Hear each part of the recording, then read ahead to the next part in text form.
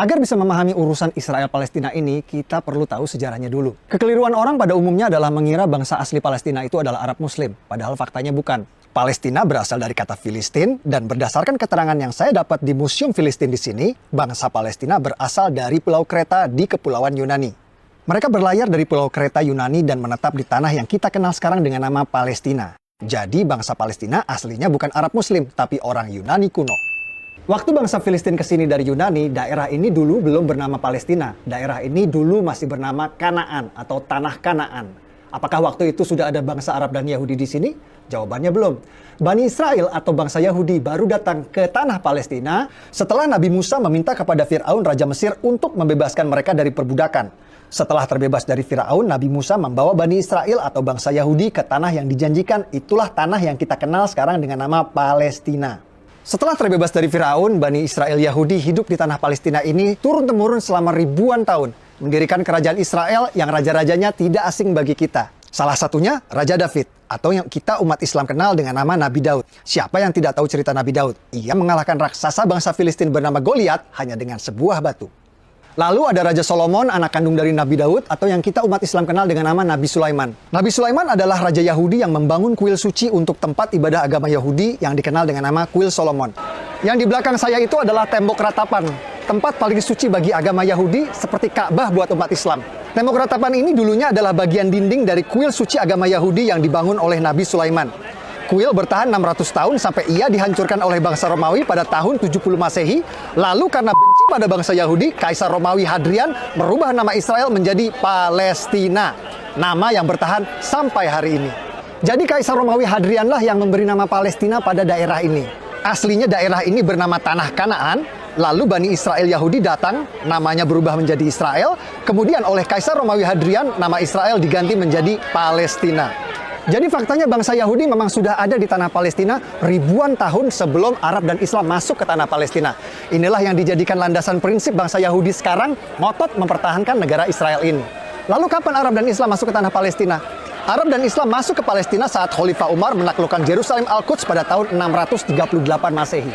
Tempat ini bernama Umar bin Khattab Square atau alun-alun Umar bin Khattab. Dinamakan untuk mengenang Sang Khalifah Umar yang menaklukkan Yerusalem Al-Quds pada tahun 638 Masehi. Guys, hari ini kita bersama Dr. John Seligman, sejarawan, arkeolog, ahli situs-situs purbakala bergelar Dr. S3. The place of the temple that is built by Solomon in the central part of what is today known as the Temple Mount. The area which is today used for prayer is the Western Wall, which is in fact actually an external wall of the Temple Mount itself. Right up until the time of the entry of Islam into the city of Jerusalem, when Umar enters Jerusalem, he would have mostly found an empty space. And for that reason, he builds a small mosque. We know quite clearly the development of the two major structures on the Temple Mount, one being the Dome of the Rock, and the other one being the Al-Aqsa Mosque. Both were built by the fifth Caliph, Abdul Malik. Those buildings are later than the time of the arrival of Muhammad. Arab dan Islam berkuasa selama 500 tahun sampai kerajaan Kristen Prancis datang. Atas perintah Paus di Vatikan, pasukan Prancis datang menaklukkan Palestina yang kita kenal sekarang dengan istilah Perang Salib. Raja Kristen Prancis mendirikan kerajaan Yerusalem dan berkuasa di Palestina selama 100 tahun sampai akhirnya dikalahkan. Setelah 100 tahun, akhirnya Prancis menyerah pada pasukan Raja Salahuddin Ayyubi yang berhasil merebut Palestina kembali ke tangan Islam. Ottoman Turki kalah di Perang Dunia I dan dipaksa menyerahkan sebagian besar wilayahnya kepada negeri pemenang Inggris dan Prancis. Provinsi Suriah dan Libanon menjadi milik Prancis, Provinsi Palestina dan Jordan jadi milik Inggris. Inggris mengganti nama Palestina menjadi British Mandate Palestine. Lalu Perdana Menteri Inggris langsung mengambil inisiatif mendukung pendirian negara Israel di Palestina lewat deklarasi Balfour yang berbunyi, "Pemerintahan Yang Mulia Ratu Inggris mendukung pendirian rumah nasional untuk bangsa Yahudi." Pada tahun 1947, Perserikatan Bangsa-Bangsa PBB menerbitkan resolusi pendirian dua negara di Palestina, negara Yahudi dan negara Arab. Warga Yahudi langsung menerima tawaran ini dan mendirikan negara Republik Israel. Tapi negara-negara Arab tetangga menolak pendirian dua negara ini dan langsung memerangi Israel. Hasilnya, tepi barat dikuasai oleh Yordania dan Gaza dikuasai oleh Mesir. Jadi yang menggagalkan berdirinya negara Palestina itu bukan Israel, tapi Yordania yang menjajah tepi barat dan Mesir yang menjajah Gaza. Bahkan selama bertahun-tahun, Yordania dan Mesir menolak mengakui kedaulatan Palestina di tepi barat dan Gaza dan menganggap dua daerah tersebut menjadi bagian dari negara mereka. Ini fakta. Negara-negara Arab terus menolak pendirian negara Palestina inisiatif dari PBB. Dan pada tahun 1967 kembali menyerang Israel di Perang 6 Hari yang dimenangkan oleh Israel. Kekalahan ini malah membuat tepi barat dan Gaza kini dikuasai penuh oleh Israel.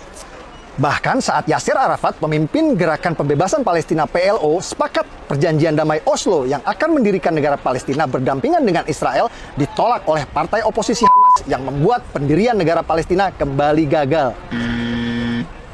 Dulu PBB menawarkan pendirian negara Palestina ditolak, malah dibalas dengan perang. Lalu Amerika menawarkan pendirian negara Palestina kembali ditolak. Sepertinya perdamaian memang sulit tercapai di sini karena setiap ada upaya menuju perdamaian selalu ada pihak-pihak yang berusaha untuk menggagalkannya. Tahun 2007 saat Presiden Palestina Mahmud Abbas sepakat dengan solusi dua negara, oposisi Hamas malah sengaja menembakkan roket-roket ke Israel sebagai tanda mereka menolak solusi damai tersebut.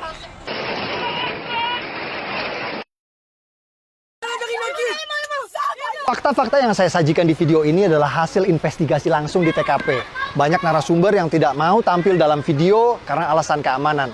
Saya berharap video ini bisa memberikan penjelasan, membantu menjelaskan bahwa apa yang terjadi di sini bukan seperti yang kita dengar selama ini. Peduli Palestina adalah masalah kemanusiaan. Betul, saya setuju. Tapi jika Anda peduli tanpa tahu fakta, hanya akan membuat Anda mudah dibodohi oleh penipu maling donasi seperti ACT yang sering memutarbalikkan fakta agar uang keluar dari dompet Anda. Kalau menurut Anda video ini bermanfaat, share link video ini di grup WhatsApp Anda. Dengan saya Permadi, dari kota Purbakala, Yerusalem, Al-Quds. Assalamualaikum warahmatullahi wabarakatuh.